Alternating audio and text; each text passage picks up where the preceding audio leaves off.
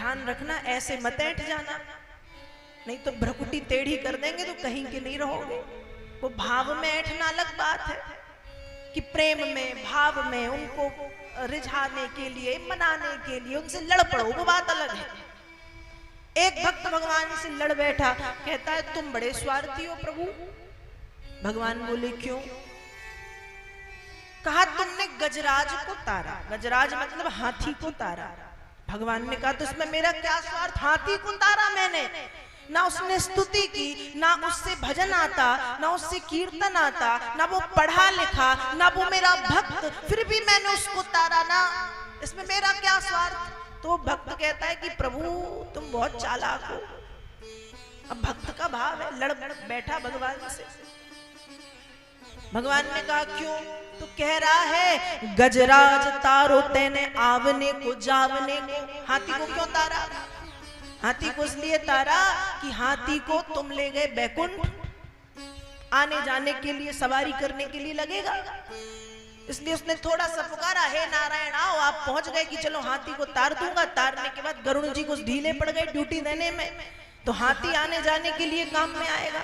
तो गजराज को तारो तेने आवने को जावने को, और खावने पकावने को मीराबाई तारी है। मीराबाई को क्यों तारा?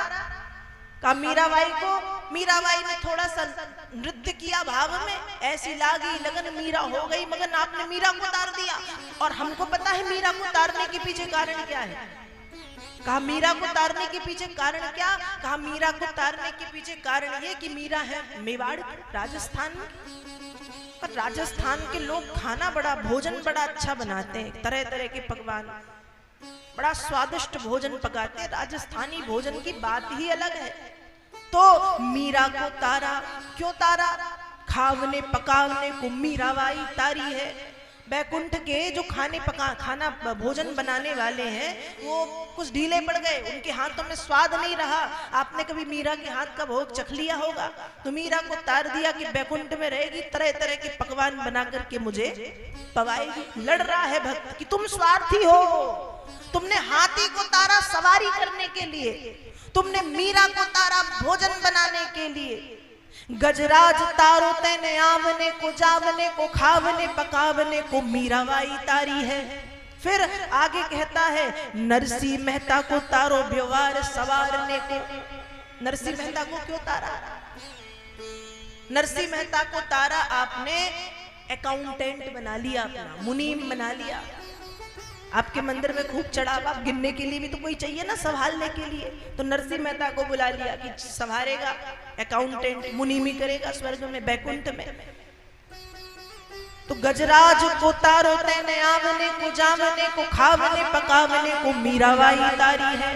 नरसिंह मेहता को तारो व्यवहार सवारने को, वेदन सुनावने को जयदेव तारो है। जयदेव एक बहुत बड़े कवि हुए, जयदेव कवि, जिन्होंने गीत गोविंद की रचना की।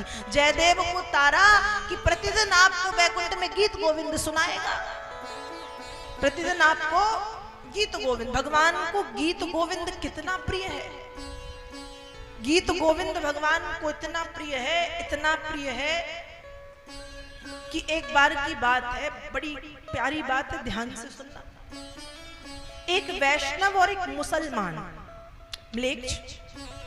एक वैष्णव और एक मुसलमान में मित्रता हो गई, पक्की वाली। दोनों ने आपस में अपने धर्म की चर्चाएं की, वैष्णव ने की, मुस्लिम ने की। तो मुस्लिम उस वैष्णव से कहता है कि तुम इतना जो जगन्नाथ जगन्नाथ जगन्नाथ नारायण नारायण करते हो, मुझे तुम्हारे नारायण को देखना है। वैष्णव ने कहा अच्छा एक काम करो, मैं तुम्हें एक चीज बताता हूं, एक भाव, वो तुम रोज गाना शुरू कर दो। लेकिन जब वो गाओ तो जिस आसन पे बैठ के तुम गाओ उसके सामने एक आसन तुम डाल के रखना उनके लिए, इस भाव से कि वो आके सुनेंगे। ठीक है, गाना क्या है? कहा गाना है गीत गोविंद। मुसलमान ने कोई भाव से नहीं, भक्ति से नहीं, सिर्फ इसलिए क्योंकि उसको भगवान को देखना है कि ये सत्य है या नहीं, परीक्षा करने के लिए उसने प्रतिदिन गीत गोविंद गाना शुरू कर दिया। वो सामने आसन डालता इस भाव से कि वो आके बैठेंगे। क्योंकि उस वैष्णव भक्त ने बताया था कि भगवान को गीत गोविंद इतना प्रिय है कि गीत गोविंद सुनने के लिए वो आते ही हैं, प्रत्यक्ष रूप से या अप्रत्यक्ष रूप से वो आएंगे, इसलिए आसन डालना मत भूलना। तो वो आसन डालता और उसको गीत गोविंद करते करते करते करते महीना बीत गया, अब तक भगवान का कोई दर्श स्पर्श नहीं। अब एक दिन उस मुसलमान को कहीं जाना था, पुराना समय था, उसको लगा कि आज तो मैंने गीत गोविंद नहीं किया, क्योंकि किसी काम को जब बार बार हम करते रहते हैं तो हमको उसकी आदत हो जाती है। तो उसकी भी एक प्रकार से आदत बन गई है सुबह नहा के गीत गोविंद कहने की, पढ़ने की। अब वो कहे कि मैंने पढ़ा नहीं, पर फिर सोचता कि अरे मैं तो मुसलमान हूं, मैं थोड़ी हिंदू हूं, वैष्णव थोड़ी हूं, नहीं पढ़ा नहीं पढ़ा। वो अपने घोड़े पे बैठ गया, चल दिया, लेकिन मन में वही है कि पढ़ा नहीं, क्योंकि कहीं ना कहीं दिल लग गया है उसका गीत गोविंद से, पढ़ा नहीं मैंने। घोड़ा चलाना शुरू किया और घोड़े की टाप की आवाज से उसने गीत गोविंद गाना घोड़े पे बैठे बैठे शुरू कर दिया। अब जब घोड़े पे बैठे बैठे गीत गोविंद शुरू किया तो थोड़ी देर के बाद वो देखता है कि लगभग 5 वर्ष का नीले रंग का बालक उसके घोड़े के सामने उल्टा दौड़ रहा है। कैसे दौड़ रहा है? उल्टा, मतलब घोड़ा ऐसे चल रहा है, वो ऐसे दौड़ रहा है। इसने घोड़ा रोका और घोड़ा रोक के कहा कि तुम मेरे घोड़े के सामने दौड़ रहे हो ठीक है, पर उल्टे क्यों दौड़ रहे हो? तब वो बालक कहता है कि दौड़ना पड़ा मुझे, क्योंकि आज तुमने मेरे लिए आसन नहीं रखी ना, मैं कैसे गीत गोविंद सुनता। और वो वहां से चला गया, गायब, अंतर्धान। तब वो मुसलमान वहीं घोड़ा रोक के कि आज मैंने भगवान को देख लिया।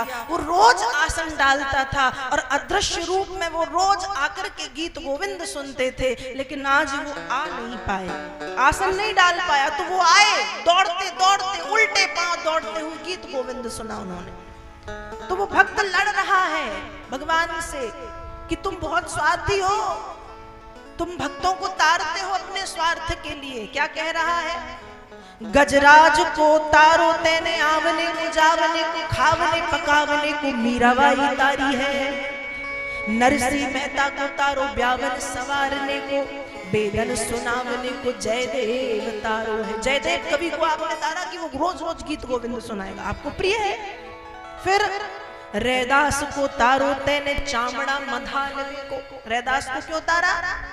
रैदास को इसलिए तारा, रैदास चमड़े का काम करते हैं कि बैकुंठ में रोज नई नई जूतियां बना बना के पैरों में, सुंदर सुंदर पैरों में पहनाएंगे, इसलिए रैदास को तारा। स्वार्थी हो तुम। भगवान ने कहा अच्छा। भगवान भी उस भक्त की उल्टी सीधी बातों को सुन रहे हैं। तो भक्त कहता है हिम्मत हो तो मुझको तार के बताओ। भगवान ने कहा तुमको क्यों? कहा प्रभु मोहे तारो बामे आपकी बड़ाई है, मुझको तार के बताओ, उसमें आपकी बड़ाई है। मैं तो कुछ काम धाम कर ही नहीं सकता। हाथी को तारा सवारी के लिए, मीरा को तारा भोजन पकाने के लिए। अब हाथी तो मैं हूं नहीं कि सवारी करवाऊं, मीरा मैं हूं नहीं कि भोजन पकाऊं। भोजन पकाते बनता नहीं, रोटी बनाऊंगा तो श्रीलंका का नक्शा बनेगा, सब्जी में न जाने क्या बनेगा, रोटी भी नहीं बनेगी। पढ़ा लिखा हूं नहीं कि मैं मुनीम बन जाऊं तुम्हारा।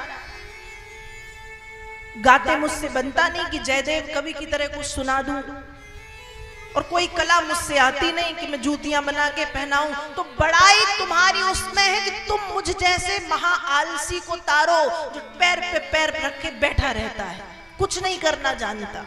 मुझको तार के बताओ, तब मैं तुम्हारी बड़ाई समझूंगा। भक्त की बात सुनकर के भगवान भी हंसने लगे।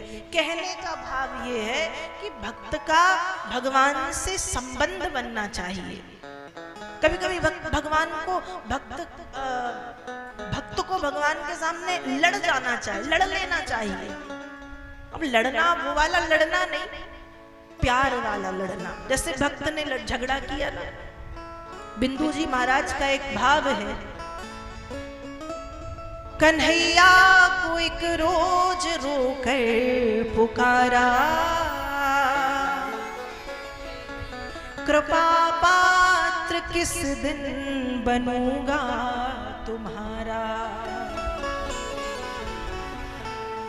वो बोले कि साधन किए तूने क्या कुछ,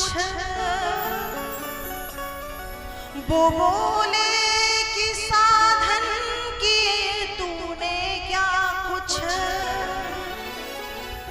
मैं बोला किसे तुमने साधन से तारा,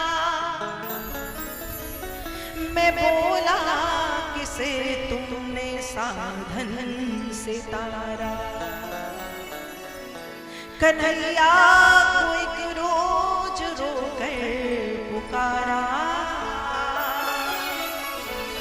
कृपा पात्र किस दिन बनूंगा